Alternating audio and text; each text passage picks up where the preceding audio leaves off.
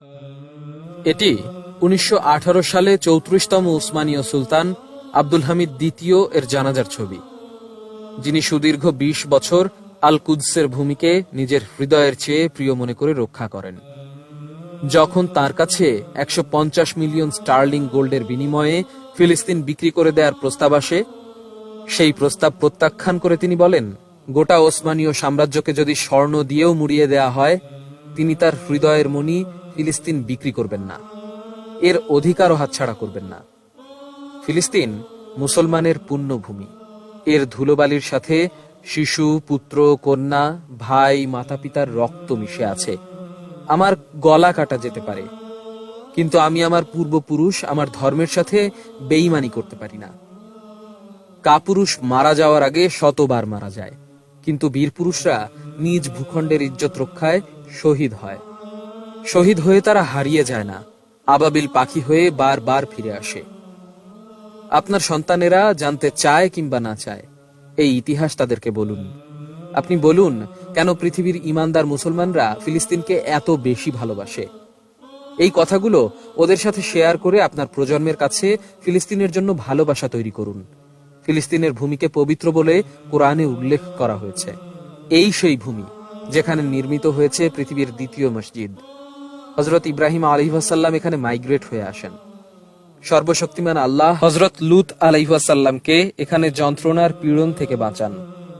হযরত দাউদ আলাইহিসসালামকে এখানে রাজত্ব দান করেন, যেখানে হযরত দাউদ আলাইহিসসালাম আর্চ নির্মাণ করেন। সুলাইমান আলাইহিসসালাম এখান থেকে তার গোটা সাম্রাজ্য শাসন করেন। পিঁপড়ার সেই বিখ্যাত কাহিনী এখানেই সংঘটিত হয়, যে ঘটনার পরিপ্রেক্ষিতে এখানের একটি জায়গার নাম হয়েছে আল নাম্মাল ভ্যালি বা পিঁপড়ার উপত্যকা। হযরত মুসা আলাইহিসসালাম তার অনুসারীদের এখানে নিয়ে আসেন, যে নগরকে পুণ্যভূমি হিসেবে ঘোষণা করা হয়েছে। এখানেই মারা যাওয়ার জন্য নবী মুসা আলাইহিসসালাম আল্লাহর কাছে ফরিয়াদ করেন, এই পবিত্র ভূমি থেকে যেন তাকে এক ঢিল ছোড়া দূরত্বেও না রাখা হয়। বিশুদ্ধ হৃদয়ে আল আকসায় একবার প্রার্থনা করা ১০০০ বার প্রার্থনা করার চেয়েও উত্তম। এখানে নানা অলৌকিক ঘটনা সংঘটিত হয়। কুমারী মাতার গর্ভে হযরত ঈসা আলাইহিসসালামের জন্ম হয়। ঈসা আলাইহিসসালামকে যখন হত্যা করার পরিকল্পনা করা হয়, আল্লাহ তাকে এখান থেকেই ঊর্ধ্বাকাশে উঠিয়ে নেন। এখানেই হযরত ঈসা আলাইহিসসালাম আবার প্রত্যাবর্তন করবেন এবং দুনিয়ার সবচেয়ে বড় ফিতনা দাজ্জালকে কঠোর শাস্তি দিবেন। এখান থেকেই পবিত্র মিরাজ সংগঠিত হয়। হযরত মুহাম্মদ সাল্লাল্লাহু আলাইহি ওয়াসাল্লামের নেতৃত্বে সমস্ত নবী রাসূল এখানে একসাথে নামাজ আদায় করেন। কিবলামুখী হয়ে নামাজ পড়ার আগে প্রায় ১৬ মাস কেবলা করে নামাজ আদায় করা হয়। মুসলমানদের প্রথম কিবলা মসজিদ কিবালতিন এখনো সেই স্মৃতি ধরে আছে। এখানে নবী সাল্লাল্লাহু আলাইহি ওয়াসাল্লাম এক পেয়ালা দুধ বেছে নেন, যাতে তার উম্মতেরা সুপথে থাকে, কল্যাণের পথে থাকে। এক পেয়ালা মদ দূরে ঠেলে দেন, যাতে উম্মতেরা বিপথে চলে না যায়। হযরত ওমর রাদিয়াল্লাহু তাআলা আনহু বলেন, আমার সমস্ত কার্যক্রম একদিকে আর জেরুজালেম হেফাজত করা অন্যদিকে। এই ভূমিকে ভালোবাসা মানে হলো আল্লাহকে ভালোবাসা। এই ভূমির সাথে বিশ্বাসঘাতকতা করা মানে হলো আল্লাহ আর তার রাসূলের প্রতি বিশ্বাসঘাতকতা করা।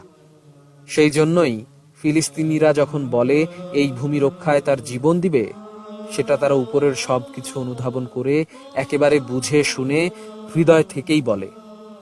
তাই যখন মসজিদে একদিকে বোমার আঘাতে আগুন জ্বলতে থাকে, অন্যদিকে মসজিদে মানুষের কাতারবন্দির আকাত তত বেশি বাড়তে থাকে।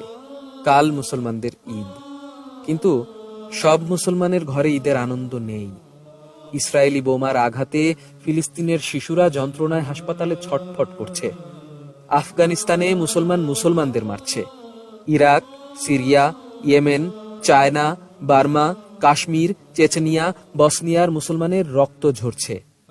জাতিগত হানাহানিতে মানুষ মারা গেলে সন্ত্রাস বলা হচ্ছে, কিন্তু রাষ্ট্রীয় সন্ত্রাসকে পরম মমতায় লালন করে বাহবা দেয়া হচ্ছে।